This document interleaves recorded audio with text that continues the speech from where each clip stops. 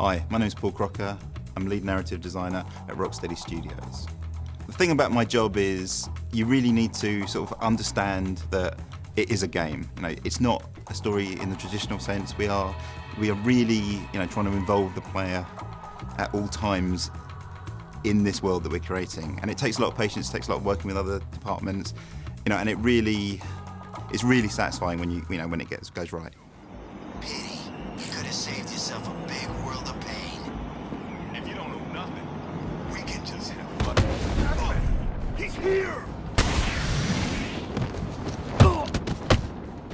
The creative process for me on a game like Arkham City is, at the beginning I kind of work with Sefton Hill, our game director, and we sort of flesh out what kind of story we want, what kind of beats we want to put the player through. It's not necessarily, it's not just a story in the traditional sense, because we're trying to work out what will create great gameplay, what will keep people wanting to play the game for 20 plus hours.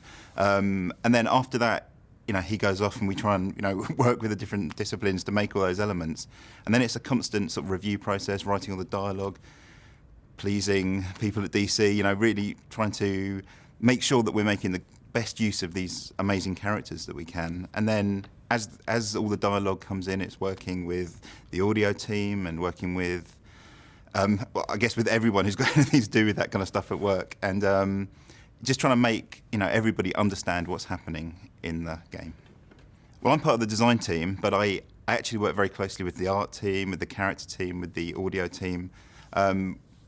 Like with the art team, it's talking about what we're going to do, what we're going to do with the characters, what we're going to how we treat the city as a character. So how are we going to really sell this concept of what Arkham City is? And we work on the cameos we put in, kind of. When was the city built? What's the history of all these buildings?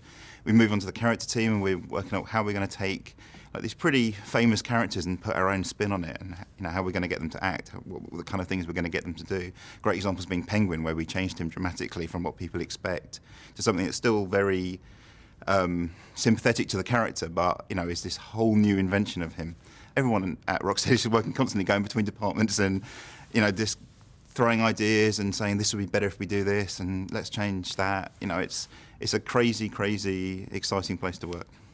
Well, I guess what people would really like to know is how we go about making the story, and we use that traditional writers tool of PowerPoint at the beginning of our process, where we sort of break down the entire story into the individual slides where you can sort of follow it across 8 pages, and then we sort of expand and expand and expand, and we're always thinking it's weird because we sort of have to sell the story in this kind of 8 pages initially, but at the same time we know that there's an hour or 2 hours between each of those slides, and we're also going to put more information in there, and how are we going to layer the depth of sort of story information and character information that we want to go between those slides.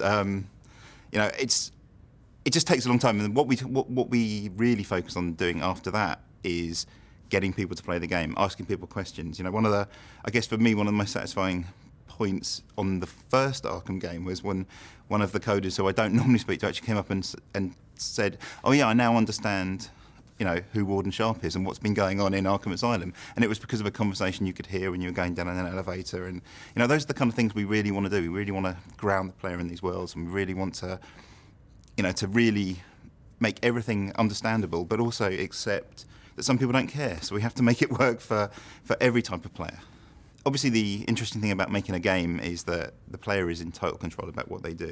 Now, we're not making a branching story, but we totally allow you to stop doing what you're doing. You could be going to find Joker and suddenly decide, actually, I'm going to jump through all those rings, or I'm going to go off and do something with Riddler or whatever. So, we just try and make sure that we put enough mechanisms in place to constantly reinforce, what your main objective is, what your main story beat is, which we have like the front end tells you at times. We have objectives. We have characters start talking about that objective in the world around you, just to keep you reminded.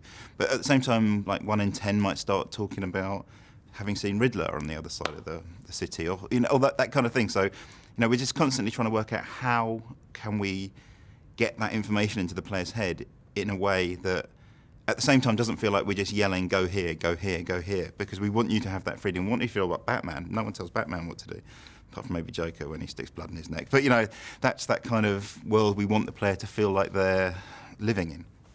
Arkham City itself is a very, very important part of the game for us. We treat it as a character in its own right. It goes through a journey just like everybody else in the game does. We start off, you see this. I mean, it doesn't look new, obviously, but it's this new prison that's been created, and it's got all these guards and all the, Hugo Strange running the place. But when we do that with messaging, so you get the posters, you get the billboards, you get the things saying, Hugo Strange is watching you, etc. You get to find a bunch of, cameo. We call them cameos, but all the information that connects the city back to events for other villains over, however many years it's been.